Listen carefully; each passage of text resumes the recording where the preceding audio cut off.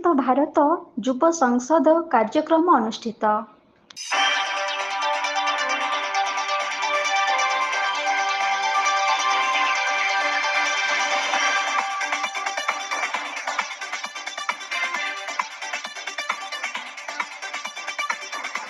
ନୂଆପଡ଼ା ଜିଲ୍ଲା ଖଡ଼ିଆଳ ସ୍ୱୟଂଶାସିତ ମହାବିଦ୍ୟାଳୟର MP ହଲ୍ଠାରେ ଅନୁଷ୍ଠିତ ହୋଇଯାଇଛି ଜିଲ୍ଲାସ୍ତରୀୟ ବିକଶିତ ଭାରତ ଯୁବ ସଂସଦ କାର୍ଯ୍ୟକ୍ରମ।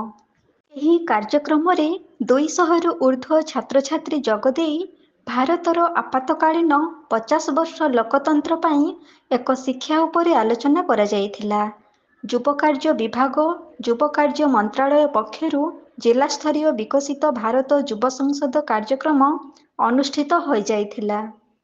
ଏହି କାର୍ଯ୍ୟକ୍ରମ ଭାରତ ସରକାରଙ୍କ ଦ୍ୱାରା ଆୟୋଜିତ ହୋଇଯାଇଥିବା ବେଳେ ଏହା ଗଣତନ୍ତ୍ର ରାଷ୍ଟ୍ର ପାଇଁ ଏକ ଖୁବ୍ ଉପଯୋଗୀ ହୋଇପାରିବ ବୋଲି ଆଶା କରାଯାଉଛି।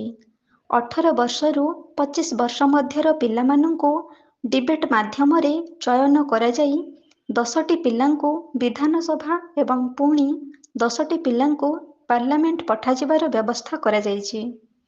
ଏହି କାର୍ଯ୍ୟକ୍ରମରେ ଲୋକତନ୍ତ୍ର ଶିକ୍ଷା ଉପରେ ଏକ ଗୁରୁତ୍ୱପୂର୍ଣ୍ଣ ଆଲୋଚନାରେ ଛାତ୍ରଛାତ୍ରୀମାନେ ଖୁବ୍ ଆଗ୍ରହ ପ୍ରକାଶ କରି କାର୍ଯ୍ୟକ୍ରମରେ ଯୋଗ ଦେଇଥିଲେ। ଏହି କାର୍ଯ୍ୟକ୍ରମରେ ଖଡ଼ିଆଳ ସ୍ୱୟଂଶାସିତ ମହାବିଦ୍ୟାଳୟର ଅଧ୍ୟାପିକା ପ୍ରଣତି ପଣ୍ଡା, ପୂର୍ବତନ ଛାତ୍ର ପ୍ରତାପ କୁମାର ଦାସ, ଅଜିତ କୁମାର ଦାସଙ୍କୁ ସମ୍ମାନିତ କରାଯାଇଥିଲା। ଏହି କାର୍ଯ୍ୟକ୍ରମରେ ମହାବିଦ୍ୟାଳୟର ସମସ୍ତ ଛାତ୍ରଛାତ୍ରୀ ଉପସ୍ଥିତ ରହି କାର୍ଯ୍ୟକ୍ରମରେ ଯୋଗ ଦେଇଥିଲେ।